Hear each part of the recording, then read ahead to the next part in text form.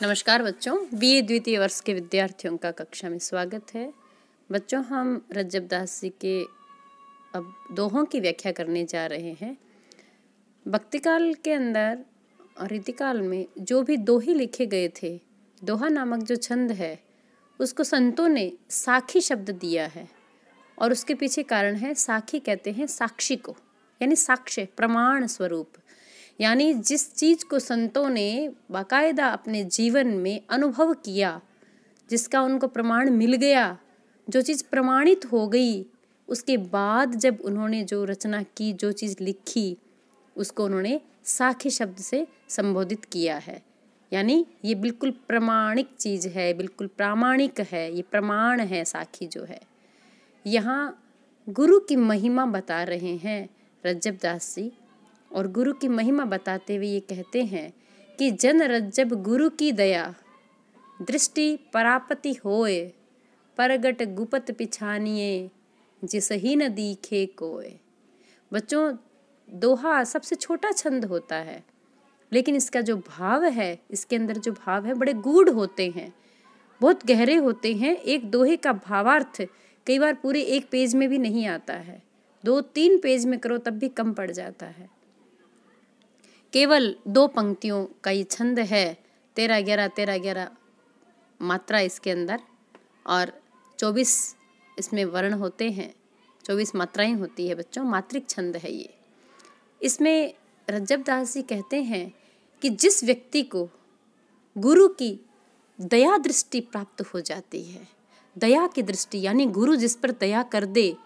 अब यहाँ गुरु कौन? यानी सद्गुरु, परमात्मा को मिलाने वाला, ब्रह्मनिष्ठ, जो स्वयं परमात्मा को जानता है, जो स्वयं ब्रह्म में निष्ठ है, ऐसा व्यक्ति ही गुरु कहलाने के लायक होता है।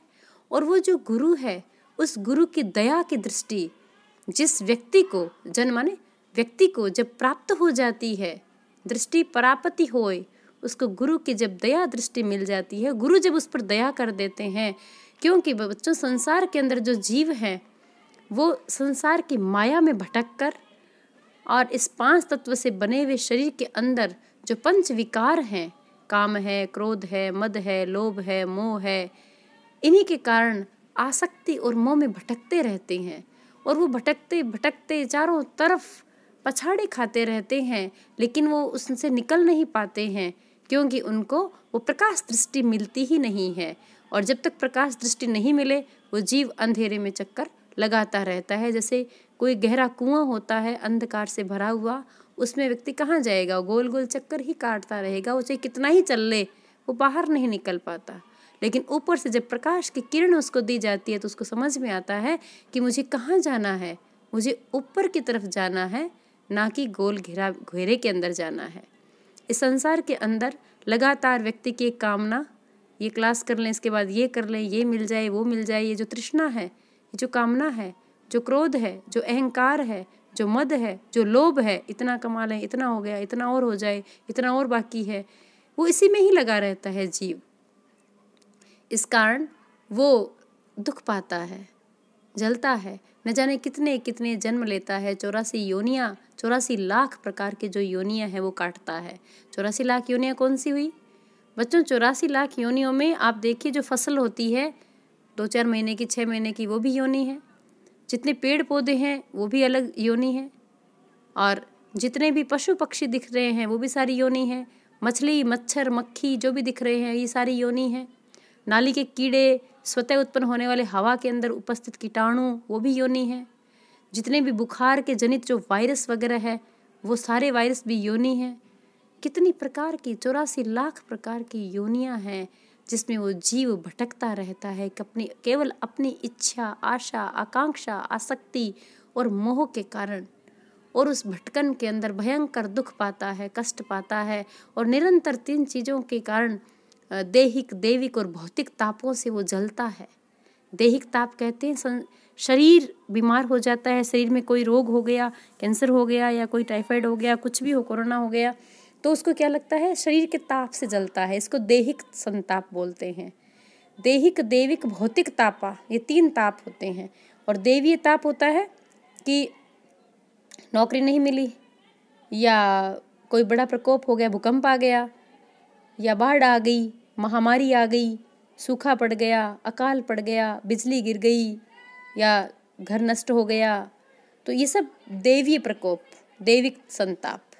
या घाटा लग गया व्यापार में, ये दैवीय संताप। और भौतिक संताप है हर समय वस्तुओं की कमी को अनुभव करना। ये ड्रेस नहीं है मेरे पास, ये मेकअप का सामान नहीं है मेरे पास, ऐसी चप्पलें नहीं है मेरे पास। मैं आपको आधुनिक उदाहरण दे रही हूँ। तुम्हारी उम्र के जो बच्चे सोचते हैं कहीं घूमने नहीं जा सकते हमें ये छूट नहीं है, ये आज़ादी नहीं है। भौतिक संताप, हर समय वस्तुओं की कमी का अभाव महसूस करना हर समय, ये है भौतिक संताप। दैविक भौतिक ताप, इन त्रितापों में जीव जलता रहता है। यहाँ रज्जब दास जी कहते हैं कि गुरु की दया दृष्टि जब प्राप्त हो जाती है किसी व्यक्ति को, तो प्रगट गुप्त पिछानिए, जो चीज़ गुप्त है, गोपनीय है, हमारी आंखों के सामने नहीं है, यानी संसार हमें नजर आता है लेकिन हमें परमात्मा नजर नहीं आता है। जबकि संसार की सत्ता नहीं है, परमात्मा की सत्ता है। संसार मिटने वाला है, परमात्मा रहने वाला है। वो नित्य है, वो स्थायी है, और शरीर और संसार दोनों ही नश्वर है, नष्ट होने वाले हैं। ऐसे में संत कह रहे हैं रज्जब दास जी कि प्रगट जो गुप्त है उसको बिल्कुल प्रगट रूप में पहचान सकता है वो व्यक्ति जिस पर गुरु की दया दृष्टि हो जाती है। उसको समझ में आ जाता है कि संसार है ही नहीं, संसार में ऊपर नीचे दाएं बाएं, हर रोम रोम में, हर कण कण में, हर रेशे रेशे में, सर्वत्र केवल और केवल उस परमात्मा का ही प्रकाश है। उस परमात्मा के सिवाय कुछ भी नहीं है। जिसे ही न दिखे कोई, जिसको कोई नहीं देख सकता, उस गुप्त परमात्मा को वह प्रगट रूप में पहचान लेता है। कौन? जिस पर गुरु की दया दृष्टि हो जाती है, जिसको गुरु की दया दृष्टि प्राप्त हो जाती है। तो बच्चों, यहाँ गुरु की महिमा का बखान किया है कि गुरु क्या कर सकता है। माया पानी दूध मन मिले सुमुहकम बंधी, जन रज्जब बलि हंस गुरु सोधि लही सो संधि। संत कह रहे हैं कि बच्चों, ये जो संसार में माया नजर आती है, अब माया क्या क्या है? ये मेरा है, ये शरीर मेरा है, ये वस्तुएं मेरी है, ये माता पिता संबंध नाते रिश्ते सब मेरे हैं। माया के कारण नजर आते हैं, कोई भी चीज़ मेरी नहीं है।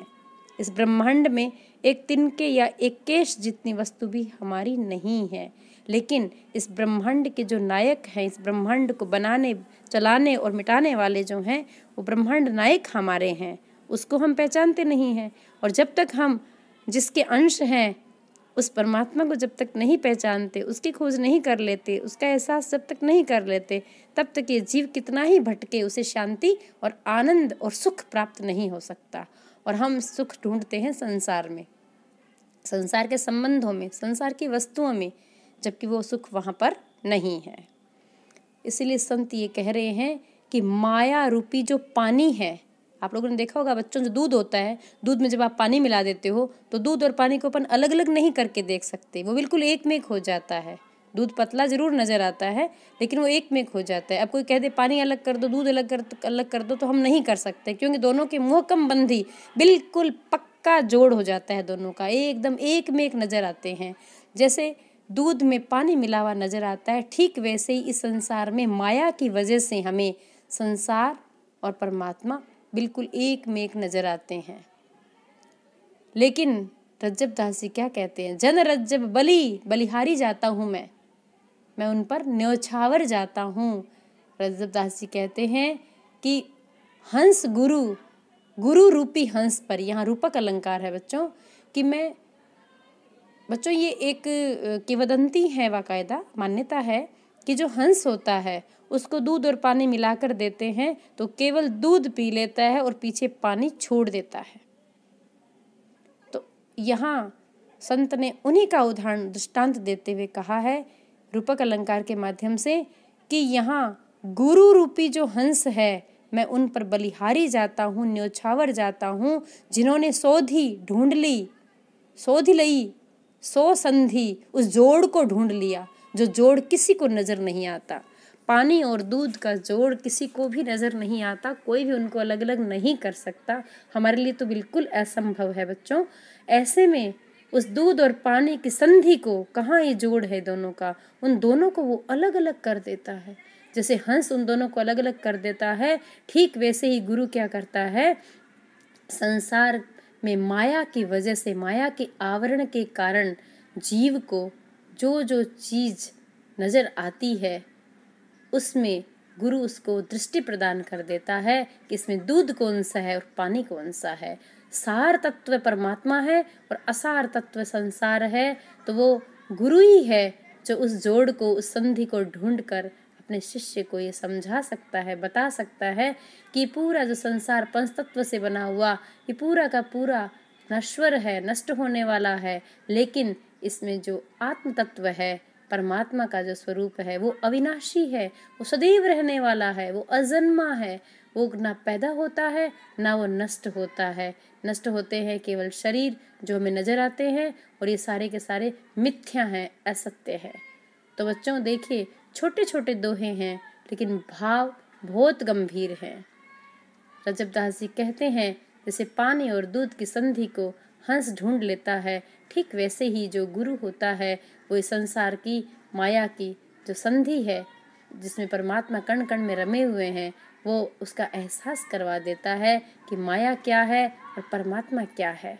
तब उसे साफ साफ नजर आने लग जाता है कि ये संसार है जो मिथ्या है, झूठा है, असार है, और सार तत्व केवल एक अविनाशी परमात्मा है, जिसके कारण हर वस्तु, हर व्यक्ति हमें चेतन नजर आता है, चमकता नजर आता है, उसका उपयोग नजर आता है। लेकिन जो ही प्राण शरीर से निकल जाते हैं, इस प्राण को हम पंच तत्व में विलीन कर देते हैं, क्योंकि अंदर बोलने वाला तो वो स्वयं अविनाशी है। ये शरीर तो संसार से ही बना हुआ है, माया के कारण ही हमें चेतन नजर आता है।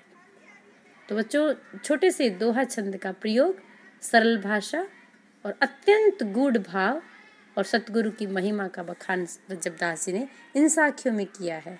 धन्यवाद। आज इतना ही।